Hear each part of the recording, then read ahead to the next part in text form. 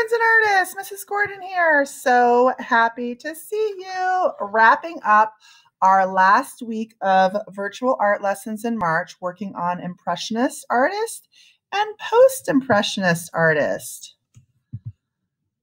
So we have learned about how the Impressionists kind of took the art that was being created at the time that they were like in the early 1800s, and the very realistic with a lot of rules, and they took all those rules. They just said, no, we're going to make a new style of art.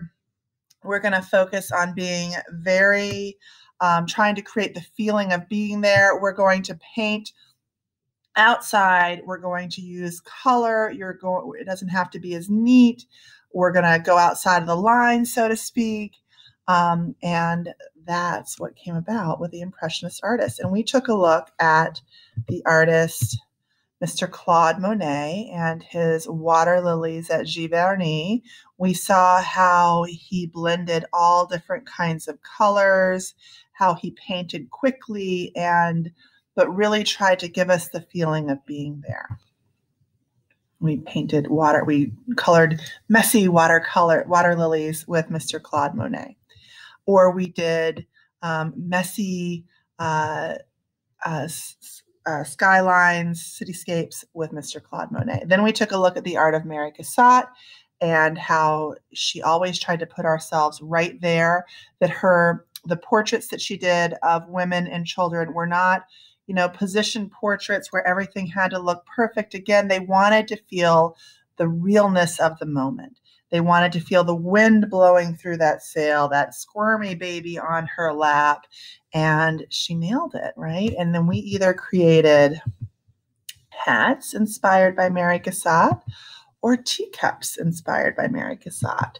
And then we learned about one of my favorite artists, Mr. Vincent van Gogh, who is part of the post-Impressionist movement. So post means after. So right after the Impressionists, they were inspired by the Impressionists, but they took that ball and they ran with it.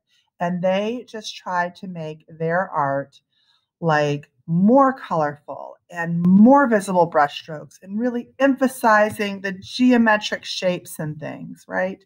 And again, giving us the feel like we were being there. And we saw this in Mr. Vincent van Gogh's very famous Starry Night, which you can see at the Museum of Modern Art in New York when it's safe to do so again. But you really feel like you're standing on this hillside and you feel the wind blowing and the sky and the stars glowing and that little quiet town sleeping. And you either made, when we were studying Vincent, you either made a Starry Night inspired by Vincent van Gogh. No, I just love this painting. This is Wheat Fields, Crows on a Wheat Field by Mr. Vincent van Gogh. And one of the reasons why I love this painting is that you can just feel, because of how he used those brushstrokes, you can feel those wheat fields just undulating as the wind blows over them, just moving and blowing with the breeze. So you might have created a sunflower by Mr. Van Gogh, or one of his inspired by his bedroom in Arles. Well, today, friends, you're going to be taking a closer look at the art of Mr. Paul Cezanne. And after you watch this video, if you want to then watch and learn a little bit more about Paul Cezanne, you can watch the optional video that's going to be right beneath this video, where you click to watch this video. And you're going to learn about drawing and coloring apples inspired by Mr. Paul Cezanne. And every once in a while, I find another art teacher has made a video that I just love and that I could really not replicate the way that they did it if I tried. And the woman who created the art lesson that you're going to do today is fabulous.